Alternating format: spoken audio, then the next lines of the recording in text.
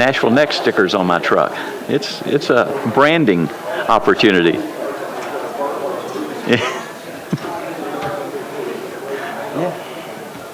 It's funny though, I see the truck with the Nashville Next things on people's Facebook page. They'll take a picture of it, so I have to be careful where I'm at.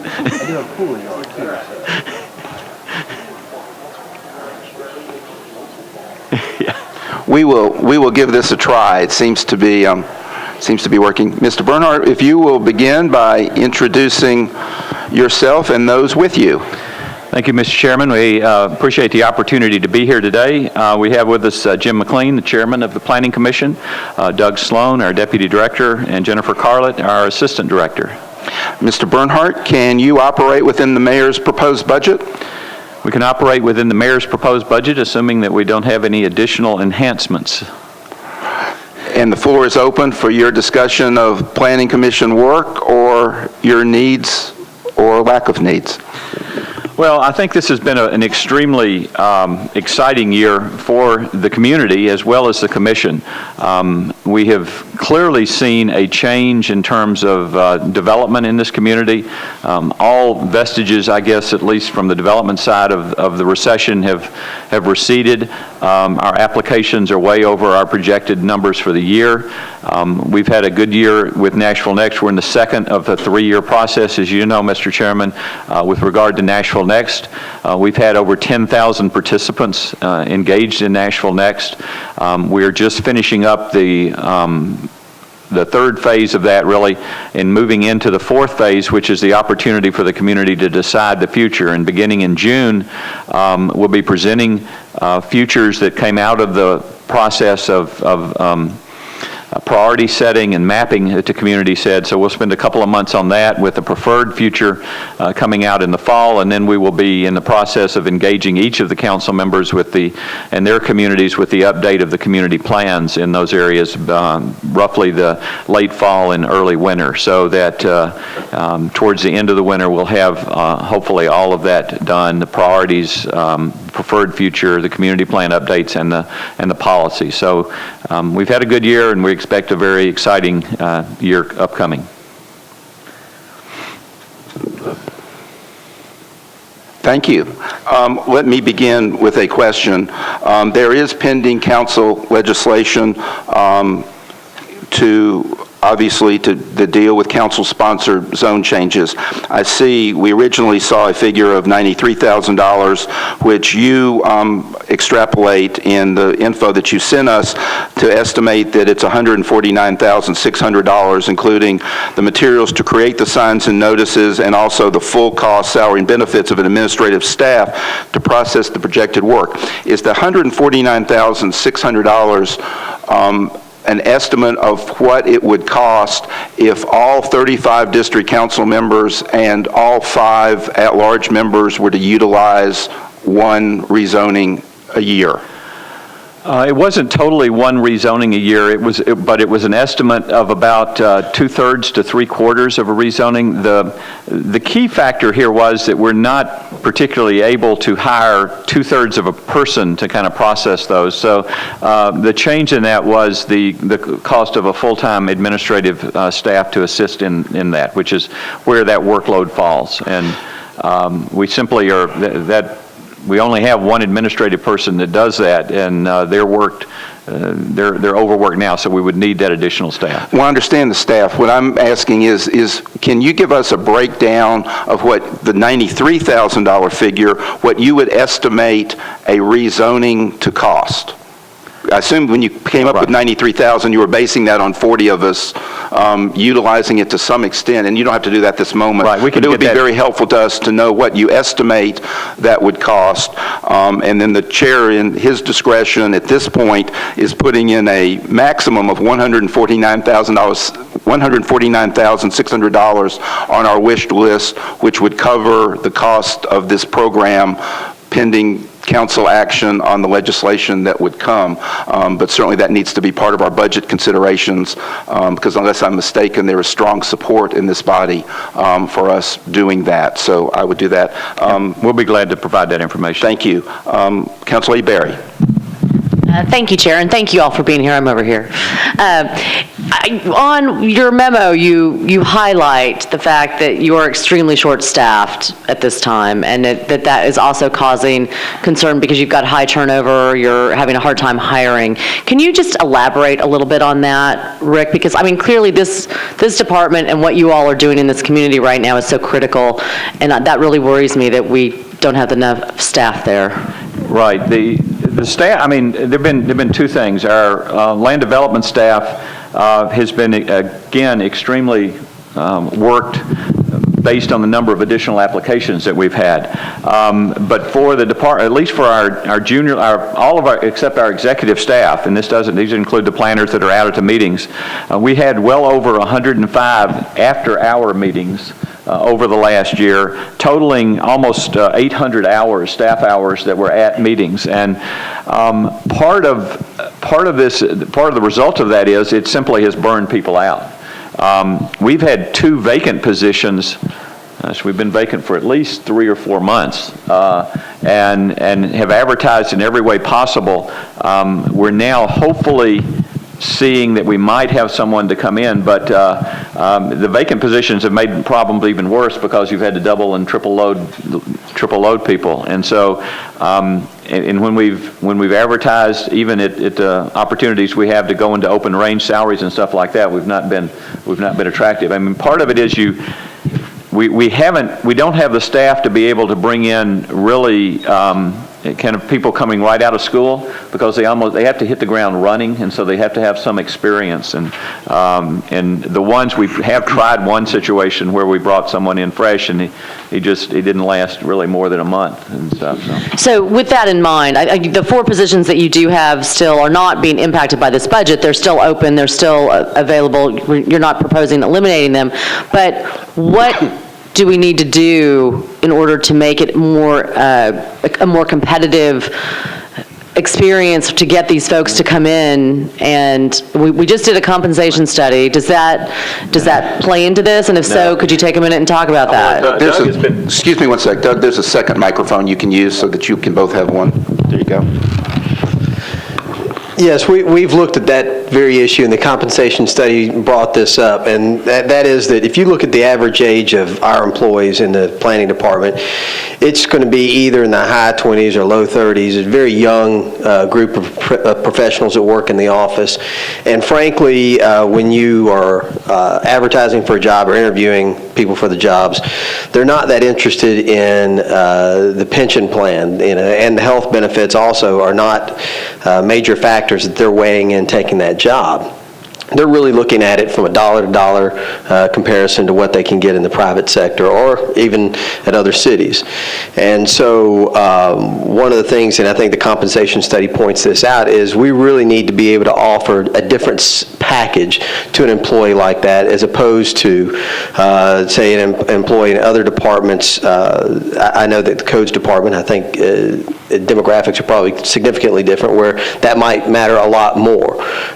So we do want to talk about that, and of course I don't think that's just something that our department would be able to do. We definitely need to consult with the finance department and with HR and with the legal department, I suspect, to be able to figure out if there's a different package of benefits that we would be able to put together to attract the young professionals that our office so desperately needs.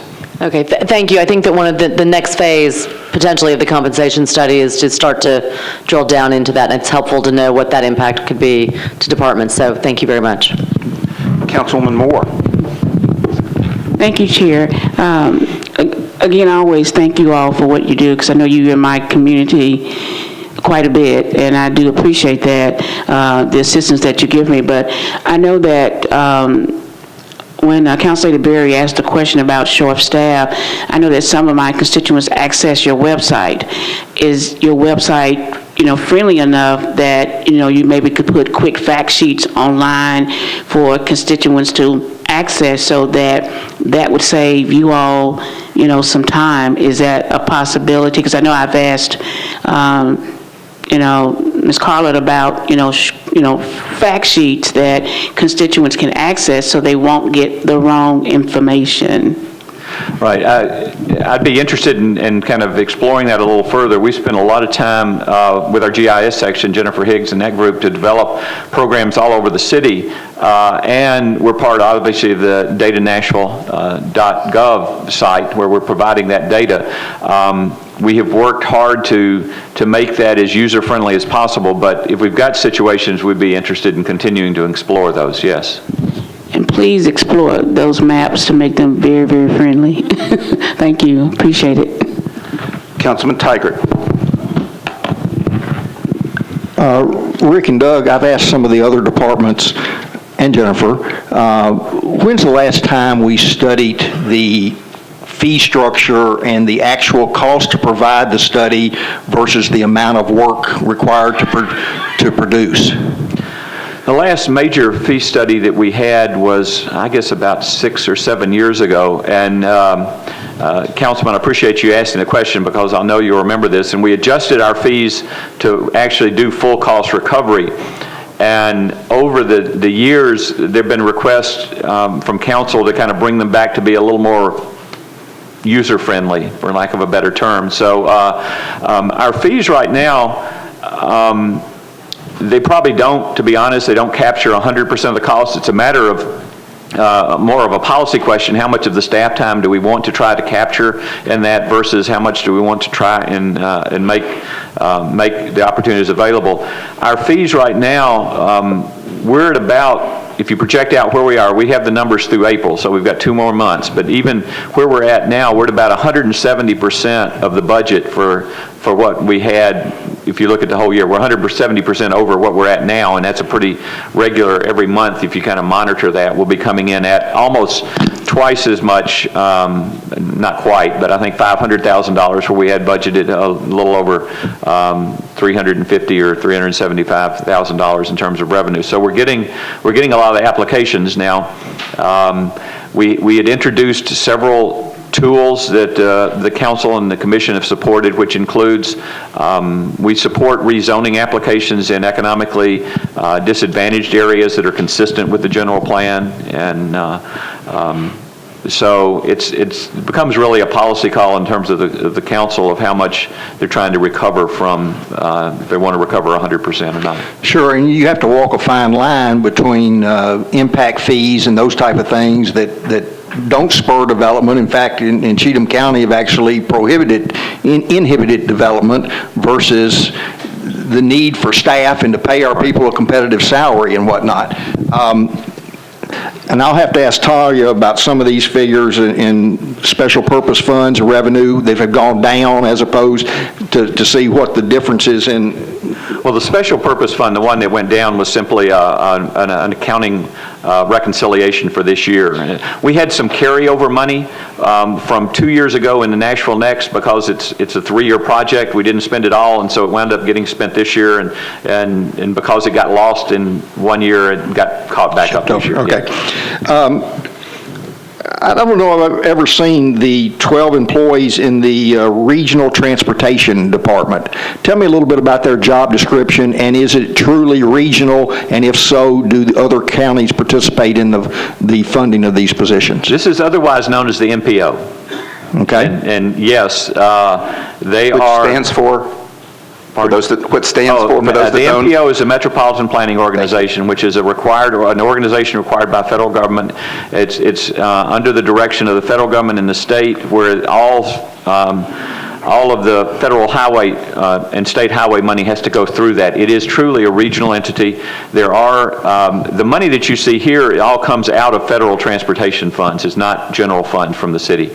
And there are dues that Metro pays, as well as all the other jurisdictions that are part of the MPO. Dues based on population? Based on population, right. Willingness of the government to participate, or what's the fee structure there? No, it's population, and it's to help cover the matching cost, basically, from that are not part of the federal government. Right. And tell us just very briefly some of the projects they're working on. Well, they're working on the, right now they have the update to the regional transportation system underway, looking at the 5-county region, what are the projects. Every year they go through and review all of the projects, make recommendations for which projects get funded. They have to have a recommendation from the MPO in order to get state and federal funding. They're working on the Southeast Regional Transit line, which is one from Nashville to Franklin. They're getting ready to start one in the Northwest Transit line, which would go through Ashland City and ultimately to Clarksville. They've recently done one in terms of Hendersonville. All these are prerequisites for the implementation of a comprehensive transit system, and so they've really focused on that. They're hosting right now a workshop that both HUD and federal DOT has sponsored, looking at the relationship between housing cost and transportation and trying to find out are there programs there and to support that. They are the source for all of the population and employment data that we use in our plan update, as well as the other counties around us use in our plan update to make sure that we're coordinated. They also are the staffing arm for the Mayor's Caucus to make sure that there is communication at that level in terms of that. I think they're probably, it's interesting, the MPO started in this area as a one-county MPO, just Davidson County. And as it has grown in a way that has really facilitated regional cooperation and discussions, and I think a lot of that is due to Michael Skipper and the MPO's leadership in terms of reaching out and recognizing it as a regional entity, not that. We've been very clear, even though they're technically in this department, we've been very clear that their job is regional transportation planning, and we have one transportation planner on staff because our Davidson County's views may be different from the region's views, and we need to have that as part of the discussion and dialogue. Mr. Chair, will they be before us budgetary? MPO? MPO? No. There's no metro money at all in their funding. Right. But they impact such issues as which roads get widened and all these type of things. So I think it'd be a great non-budgetary issue? It'd be a great invitation. I don't think it is for us. It'd be a great invitation from our transportation committee to have them come before you. Right, and just, I mean, the process, the ranking process is one that the MPO itself, the governing body, they each year before they go into ranking, they actually present the ranking points to them, and they decide how they want to focus on those. So. Do they study dedicated funding sources for various types of transportation? They can, yes. Mm-hmm. Are they doing that now, to your knowledge? I don't believe they are, but I can't speak specifically for that. I'm not aware of that. Well, let this serve as an official request to Councilman Mr. Skipper, Harrison. I think, was at your meeting, was he not? Yeah. Yeah, they He have said at the provided MPO. information. I know they have provided a lot of information for through the Mayor's Caucus to what other regions are doing in terms of dedicated funding sources. Councilman Claiborne. Thank you, Mr. Chair. And to follow up on Charlie's question, Charlie, in the Donaldson Hermitage Chamber has a Transportation Aviation Committee that meets on a bi-monthly basis, and MPO usually has a representative there to talk about specifically the area of, the eastern end of the county, so that might be something you could consider for the Bellevue organization out there. Thank you for being here, and I know that all your folks work very hard to do the job that they do, and when I have a question, I usually go to two of your people on a routine basis, and that's Brandon and Ben. And so I just want to say, from my point of view, those are two very valuable people. Not to say that the rest of them are not valuable, okay? But I just want to give Brandon and Ben a shout out. I was looking in your strategic issues that you listed here, and bullet number 5 says community reluctance to recognize the critical importance of sustainable development. Could you talk about that? I think some of the big issues, and we have them there before the council right now, are issues in terms of, and at the core of Nashville Next, but they revolve around changes in terms of development patterns, tying transportation to land use, looking at how are we going to deal with additional housing need as the household size continues to go down? How do we deal with smaller units, issues of accessory dwellings, issues of, obviously a big issue being discussed now is how do we want to handle transit? As we move forward, there's going to be relatively few major road improvements, so as we continue to grow, do we continue to sprawl out? Are we going to make some tough decisions and look at issues like redeveloping corridors or redeveloping areas strategically to try to encourage housing choices, a mixture of housing, affordable housing? Those are all issues, and I think it's going to be very interesting as we move into that decision-making process through Nashville Next, because we've gone through 2 years of picking out the things we like, but it's a whole different question about actually applying those in certain areas of town and making some of those choices. So how do we maintain the lifestyle but accommodate another 200,000 people in this county? So.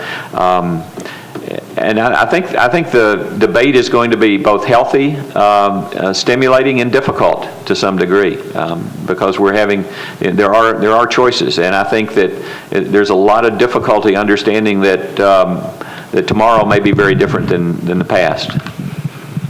Okay, but I think part of what you're terming reluctance here in some cases is an attitude of protectivism over, especially as it comes out of established neighborhoods, that they are not changed drastically from what they have been right. and what people have become accustomed to them being.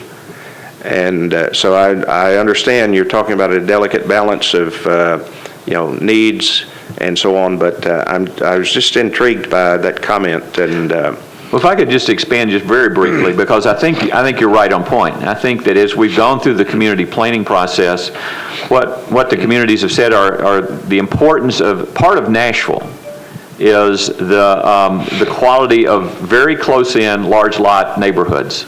And so how are those preserved in a way that you accommodate growth? Do you accommodate growth in certain strategic locations, say corridors or at centers, without and while you protect that quality that's really unique to Nashville? I mean, we all know that Nashville is pretty unique for having developed without a sewer system, and so you have the neighborhoods that you have around that are very close in, whether it's Inglewood or Madison or Donaldson or Creve Hall. Those are all very unique if you go across this country. But at the same time, how do we provide a transit system and a supportive transportation system that does that? And I think the discussion, and a lot of discussion that I know many of you are involved with, is infill development. Obviously, the most intense pressures right now for infill development, something this community's not ever faced, and most communities haven't. So, is there a way to ensure that there's context-sensitive infill development or location appropriate, more intensive development, but at the same time doesn't injure or damage those areas? And I think some of the things that the council, I know there are bills coming up in terms of context-sensitive overlays, there's bills on accessory units, and those things will be opportunities to kind of refine, okay, how do we accommodate some of these but not destroy the things that you're talking about? And I know the residents are concerned about. Thank you. Ladies and gentlemen, we are not going to solve every planning issue in our budget hearing. Please try to stay focused on the budget as best we can. Councilman Anthony Davis. Thank you, Chair. I'll try to stay on point for you. And I appreciate your comments on the contextual overlay and look forward to discussing that in committee. I wanted to talk about one of the budget things in your memo here. I kind of liked the liaison idea. I wanted to get your thoughts on that as far as a council liaison. Would that be enough to be a full-time position? Would it be someone who does partially that, then partially a planner? And what are your thoughts on that in general? I think it needs to be a planner, but and I think it needs to be. It could easily be a full-time position. I mean, and what it would do would be to take some of the relief some of other people that are doing that, but more importantly, we simply don't have the time right now to do what we ought to be doing. I'll be honest with you. I mean, we feel it's been a very difficult year when we've told a number of you, no, we can't come to your community meetings. We understand how important it is to be at those community meetings, and we wish we, kind of going back to Councilor Lady Berry's comment earlier, if we had one more person in there that we could commit to working with the council and being available in that.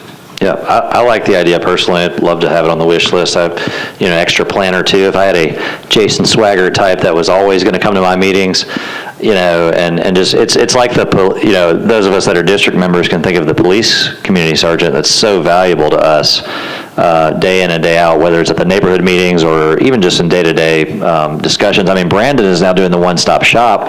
We can't depend on Brandon for everything. We're going to burn Brandon out like we're burning other folks out. And that's fearful because that guy's got a lot of knowledge. So our cloning I'd love hasn't to have worked that. yet for Brandon. Councilman, you're proposing a plan, or are you proposing a dollar amount at this point? I think a plan or two would be sufficient, and they've got a $77,600 cost associated with that. It's salary and benefits, right? Yeah. That will be placed on the list. Cool. That's mainly what I had. I'll let any others ask any final questions, but we were having a good meeting with Bob about something the other day, and we would like some help on expanding the sidewalk fund from you guys. I know it's a little paltry right now the way that gets dumped in with the infill development. We were having a discussion about that, and I was wondering if y'all can come up with more creative ways that we can get more walkability with the sidewalk fund. I know that's obviously a lot of that's public works, but you guys deal with the guy does an infill development. If it's a duplex, can we double that amount, for example? It's 1,000 instead of 500. Are there little things like that we can continue to increase the sidewalk fund? You're referring that to? I believe that the I'm just throwing it out there. the fees that you're talking about have to be directly attributable to the cost that it would take to put the sidewalk in. So I don't Yes. think we could do it in a way where you say, whether it's a duplex, you still have the same number of square feet of sidewalk in front of that that lot. So I don't think we could vary it that way. Gotcha. Well, maybe, there's other ways. That may be the only thing you guys deal with, but if you can help us in any other way, come up with creative resources like that, we'd appreciate it. So, brainstorming. Public Works was kind enough to work with us a couple of years ago. During the recession, we tried to look at a lot of the fees that we had, and the sidewalk fee was one of them, and tried to get that so that it wasn't quite as large at the time, which was a major hurdle for a lot of developers during the recession, and so maybe it's time to revisit that. Yeah, it's got to be infill friendly, but not, too cheap. It's kind of like, what's the sweet spot? I don't know. I don't think it should be as prohibitive as it was, obviously, but I don't know. I don't know what the right number is, but appreciate you guys so much. Thank you. Vice Chairman Pridemore. Thank you, Chair. Just to continue on with Councilman Davis's statement about the liaison. On the 4 positions that are now vacant, what are they? Well, we have 2 positions. I'm sorry, I think I may have. Well, since we sent this up to. Oh, yeah, right, we've got 2 positions vacant. One is in our urban design section, our community planning and urban design, and one is in land development. And so, those are the 2 positions that are available right now. So in order to have a liaison, we utilize one of the now vacancies would be taking away from. Right, yeah. We're vacant only because we've got people that are doubling and tripling up right now. So we've got more than enough workload to handle these positions as soon as we can get them in. Yeah. So the liaison would be actually a new position. New position. All right, thank you. Councilman Bedney. Thank you, Chair. I think we don't really have a sense in the council of the extent of what the planning department is doing, because many of the projects that people bring to them to review, they may not be projects that we'll ever see. They are projects that maybe the first people they see are the staff at the planning department. And they do a great job in trying to steer the developers into creating good development for the city. So the thing that I'm worried about is the retention. Every time we have a planner that has the experience that they need to provide a good service to these developers and to the community at large, and we lose them because we're not paying them enough or because they are not getting the type of what they want to stay working for planning. I think it's a really big problem for Nashville in general. So I wanted to, as somebody that comes from the private sector myself, and I've been in front of planning before reviewing drawings with them, I can tell you that we are very lucky to have staff like that, and I wanted to use the opportunity to second the request from the chair of adding the funds for our efforts in trying to empower the council members and the community to fine-tune the overall plans for the city, and also for the community liaison. I really think it's not really something that should be taken lightly. It really, we're talking about a city that is expected to grow by 1 million in the next 20 years, and the people sitting in front of us are the people that are going to shape how that works. So we need to be very aware of that, and I just wanted to thank you all for your service. Councilwoman Gilmore. Thank you, Chair Stein. I guess I just wanted to echo what the rest of the council members shared. Whenever I go to planning, you always are very helpful to the constituents in explaining everything, and I think it's very important. I think the concern I do share is that lately, the persons that were working on the planning side, when I go out, I see them now working in the private sector side. And so that is a concern, especially as we talk about Nashville experienced such a boon, and to lose all that historical knowledge or institutional knowledge. So I was just curious as to how you guys would be operating this year, considering I know that I've worked with a lot of planners that I've seen leave this year. I think it's just a reality. But like we said, Brandon's always good. Everybody from the top to the bottom, all I can say is just excellent, excellent service. But I am concerned about how you will be operating this year. And before closing, I do support a liaison. I think it's important. I think people that have a lot of zoning issues, they do not realize the level of work and detail that the planning staff puts into it, not only for the council members to keep us abreast, but also for the constituents. And I think it's very important as we talk about the city expanding, to have the proper planning and the staff that we have now, and not to lose those so much to the private sector. I appreciate that, Council Lady. Just one thing, I've been a planning director for 40 years. Obviously, I think y'all know I grew up in Nashville and started my career here. And I've been back in Nashville for 15 years, but I've been a planning director in large cities for probably 30 of those 40 years. And I don't think I've ever faced a year where I was as concerned as I am now about the staff morale and the burnout on the staff. They are very, very dedicated people, and they want to do the right thing, and they want to be there, and they want to assist, but you can only squeeze them so much. So any help that the council can give, we would certainly appreciate it. Thank you very much. Thank you for being here. Mr. Walker? That was my pertinent.